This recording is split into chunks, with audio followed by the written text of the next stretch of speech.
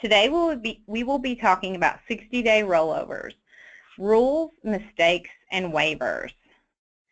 Generally, the IRS allows taxpayers to roll over eligible distributions from one qualified account to another without tax consequence as long as the funds are deposited in another qualified account within 60 days.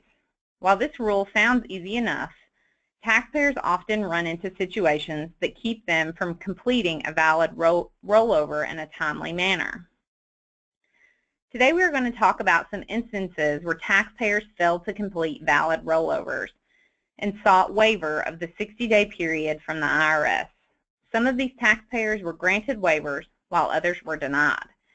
Adding to the potential problems a taxpayer could run into while performing a 60-day rollover, the IRS recently clarified that a taxpayer can only perform one 60-day rollover from one IRA to another in a 12-month period, regardless of how many IRAs a person has. If a 60-day rollover is not completed in a timely manner, the consequences to the taxpayer can be devastating. The taxable portion of the rollover will be included in the taxpayer's income.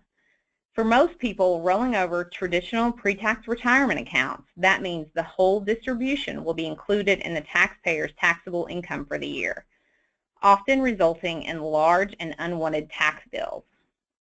If the taxpayer is under age 59 and a half, the distribution will likely be subject to the early 10% penalty as well.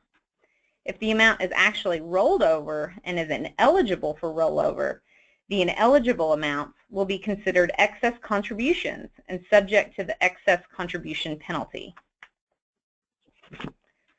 Fortunately for taxpayers, the IRS can waive the 60-day rollover period in some instances. If certain conditions are met, the taxpayer can receive an automatic waiver.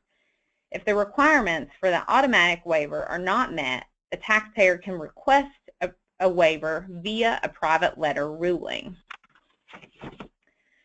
The requirements for automatic waiver are strict. In order to qualify for an automatic waiver, all of the following conditions must exist. The financial institution received the funds on the taxpayer's behalf before the end of the 60-day period. The taxpayer followed all procedures set by the financial institution for depositing the funds into an eligible retirement plan within the 60-day period. The funds were not deposited into an eligible retirement plan within the 60-day period solely because of an error on the part of the financial institution. The funds are deposited into an eligible retirement plan within 1 year from the beginning of the 60-day period. It would have been a valid rollover if the financial institution had deposited the funds as instructed. And again, all of those have to exist in order for an automatic waiver to be granted. The IRS also allows waivers under Internal Revenue Code sections 408D3I and 402C3B. But these waivers are granted solely at the IRS's discretion when the service feels that a waiver is needed for equity or good conscience. When requesting a waiver, taxpayers must follow the procedures set out in Revenue Procedure 2003-16 and 2016-4 and pay the associated fee. The current fee is $10,000. Because of the steep fee, it's beneficial to know whether or not a taxpayer has a chance at waiver before actually requesting one. And that's the purpose of today's presentation, to examine some of the instances where waivers were granted as well as those where waivers were denied. There are several factors that the IRS will consider when deciding whether or not to grant a waiver. Among them are errors committed by the financial institution, the inability to complete a rollover due to death, disability, hospitalization, incarceration, restrictions imposed by a foreign country, or postal errors, whether or not the funds distributed were used for some other purpose, and the amount of time that's lapsed between the distribution and the request. In this example, an advisor failed to follow a taxpayer's instructions. The taxpayer's spouse passed away, leaving a qualified account to a trust for his surviving wife. The surviving wife requested that the funds be placed in an IRA on her behalf because she was the sole beneficiary of the trust and had unrestricted ability to access the funds whenever she wished. She completed the necessary paperwork and gave it to her advisor.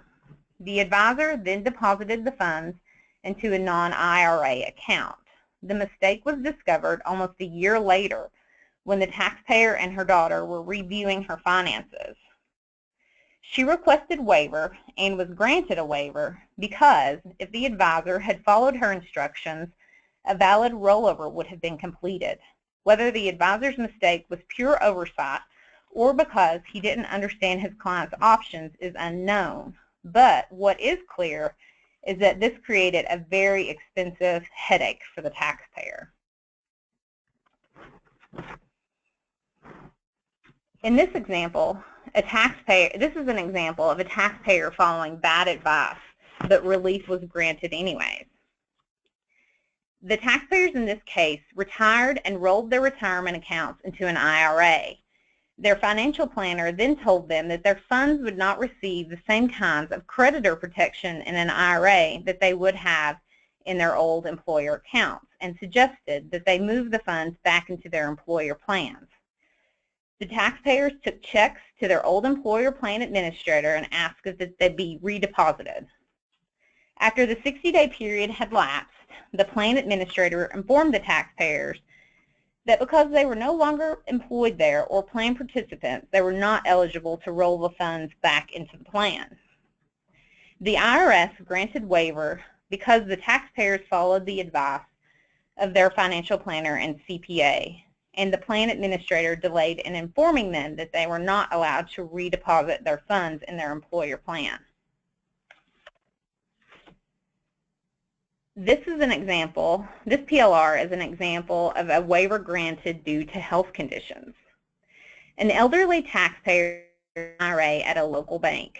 She was moving into a different town to move into an assisted living facility. She asked that the bank write her a check so that she could redeposit it in a local bank in the town she was moving to. She deposited the funds shortly after receiving them, but deposited the funds into a non-qualified CD by mistake. Later, her son discovered the mistake. She requested waiver because of her diminished health and mental capacity.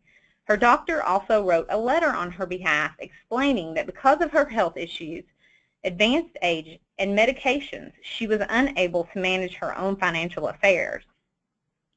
The IRS granted the waiver, and the lesson in this PLR is that if there is a health condition, a doctor's note helps. Just because a waiver was granted in one circumstance doesn't automatically mean it will be granted in another. Following poor advice from a friend rather than a financial professional won't get a waiver, for instance.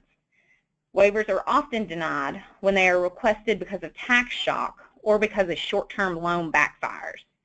And the IRS routinely denies waivers when they are requested because of ignorance of the law.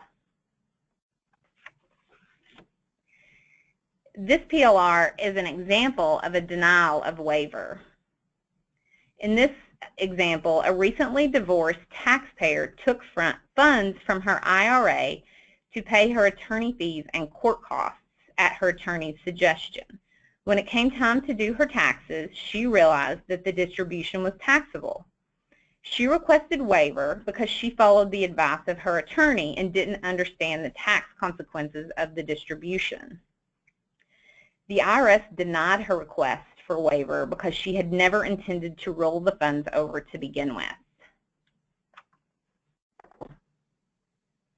In this PLR, a recently widowed taxpayer took a large lump sum distribution from her recently deceased husband's retirement account. The plan administrator withheld 20% for taxes, and the taxpayer thought that that would cover the whole tax burden created by the distribution. When it was time to do her taxes, she discovered that, in fact, it did not cover the whole tax burden. She requested waiver because, as an immigrant, she did not understand U.S. tax laws. The IRS denied her request because ignorance of the law is not a valid reason for waiver.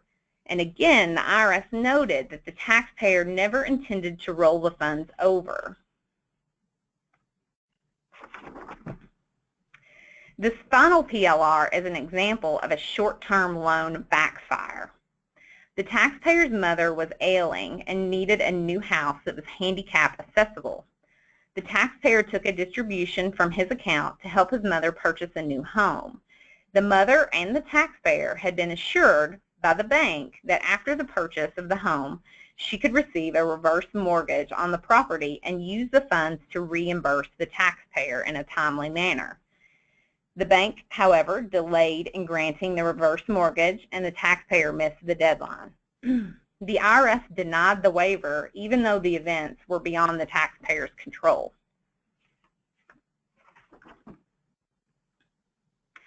Adding to the potential pitfalls, the IRS changed the rules on 60-day rollovers in late 2014. As of 2015, a taxpayer is only allowed to perform one 60-day rollover from an IRA per 12-month period, regardless of how many IRAs that individual has. It is worth noting that rollovers from employer-sponsored plans and direct transfers are unlimited. If a second rollover were to occur within a 12-month period, the second distribution would be a taxable distribution and would be included in the taxpayer's taxable income and potentially subject to the 10% early distribution penalty. At this time, we haven't seen any PLRs on this subject, so we don't know how strict or lenient the IRS will be on these kinds of rollover mistakes. But it's best to avoid them. In conclusion, mistakes on 60-day rollovers can be devastating and can have devastating effects on a client's situation as well as on their overall retirement plan. In order to avoid mistakes, stay up to date on the things that are going on in your clients' lives. Have they performed any 60-day rollovers recently? Are they planning on taking a short-term loan that is dependent on some other action in order to repay it?